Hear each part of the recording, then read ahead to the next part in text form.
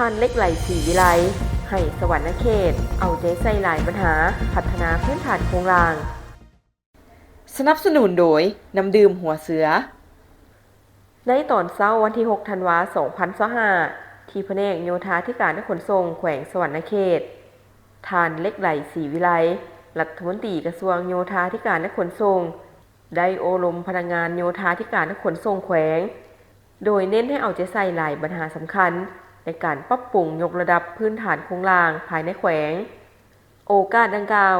ท่านคำพองสมวิจิตรหัวหน้าแผนกโยธาธิการและขนส่งแขวงสวรรณเขตได้กล่าวรายงานให้รู้ว่า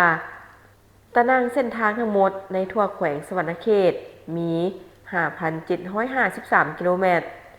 และมีขัวตามเส้นทางทั้งหมด575แห่งรวมความยาว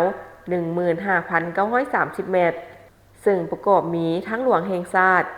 765 กิโลเมตรทางหลวงแขวง732 กิโลเมตร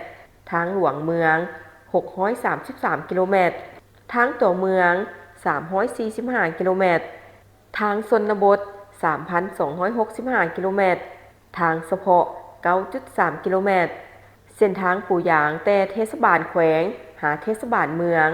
ปฏิบัติได้แล้ว13เมือง1นครกวมเอา92ส่วนห้อยยัง1เมืองคือทางไปหาเทศบาลเมืองวิรบุรีกำลังก่อสร้างตามแผนแม้นจะสำเร็จปี2026เส้นทางแต่เทศบาลเมืองหาบ้านและระหว่างบ้านหาบ้านเที่ยวได้2ฤดูปฏิบัติได้898บ้านเท่ากับ86ส่วนห้อยของจำนวนบ้านทั้งหมด 1,033 บ้านทั่วแขวงยังเหลือ136บ้านวิธีแก้ไขการนำแขวงได้สุ่มงบประมาณใส่ในการก่อสร้างขัวเพื่อแก้ไขการสัญจรเที่ยวได้2ฤดูอันพ้นเด่นเมนในสุมปีผ่านมาการประกอบส่วนของพ่อแม่ประชาชนในการก่อสร้างและซ่อมแปลงเส้นทางโดยได้จะตั้งปฏิบัติจำนวน255เส้นลวงยาว 231,475 เมตรและซ่อมแปลงขัวได้18แห่งลวงยาว422เมตรรวมมูลค่าทั้งหมด 70.88 ตื้อกีบมีดังนี้ก็สร้างทางเบตงได้115เส้นยาว 45,920 เมตรมูลค่า 52.40 ตื้อกีบก่อสร้างและซ่อมแปลงทางปูยางได้23เส้นยาว 49,386 กิโลเมตรมูลค่า 2.32 ตื้อกีบก่อสร้างและซ่อมแปลงทางดินแดง99เส้นยาว 135,747 กิโลเมตรมูลค่า 14.19 ตื้อกีบก่อสร้างและซ่อมแปลงขัวได้18แห่งยาว422เมตรมูลค่า 1.95 ตื้อกีบ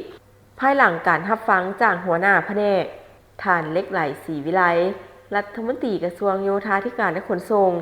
ได้มีคำเห็นโอ้ลมให้แขนงโยธาธิการและขนส่งเอาใจใส่เวียกงานการเมืองแนวคิดคุ้มครองพนักงานศึกษาอบรมเอาใจใส่เผยแพร่เสื่อมซึมมติคำสั่งต่างๆกำแน่นกฎหมายนิติกรรมเกี่ยวข้องพร้อมนั้นเอาใจใส่กวดกาพนักงานภายในพรรคติดพันกับดำเนินชีวิตการเมืองเอาใจใส่เวียกงานพรรคก็สร้างพรรคสร้างหน่วยพรรคปลอดใสเข้มแข็งนักแน่นติดพันกับการสร้างพนักงานสืบทอดเปลี่ยนแทนสร้างแผนกำหนดพนักงานสร้างพนักงานเพศหญิงคู่กันไปเอาใจใส่จะตั้งเวียกงานวิสาเฉพาะโดยเฉพาะเวียกงานขวาทางเวียกงานคุ้มครองผังเมืองเอาใจใส่กำหนดแผนพัฒนาห้องรับการขยายตัวเมืองประชากรเพิ่มขึ้นเวียกงานขนส่งคุ้มครองพาหนะการปลอมแปลงเอกสารหนังสือทะเบียนรถเวียกงานน้ำประปาวางแผนขยายน้ำประปารับประกันให้ได้สมไซทั่วถึงเวียกงานการคุ้มครองทางน้ำการขนส่งโดยเฉพาะแม่นการคุ้มครองน้ำหนักรถการกวดกาติดตามทาบกการอำนวยความสะดวกในการขนส่งโดยสารและสินค้าทั้งหมดแมนเพื่อรองรับในการพัฒนาในต่อหน้าและให้สามารถเชื่อมสารและสอดคล้องกับมติของประชุมใหญ่ครั้งที่10ขององค์คณะพรรคแขวงสวรรณเขต ความซื่นใจมีหน้าตาเป็นแบบใด หน้าตาซื่อๆแต่เห็นแล้วซุ่มซื่นหัวใจน้ำบ่ น้ำดื่มหัวเสือคุณภาพเปลี่ยนคำระดับสากลตื่มความซื่นใจห่วงใยทุกเวลา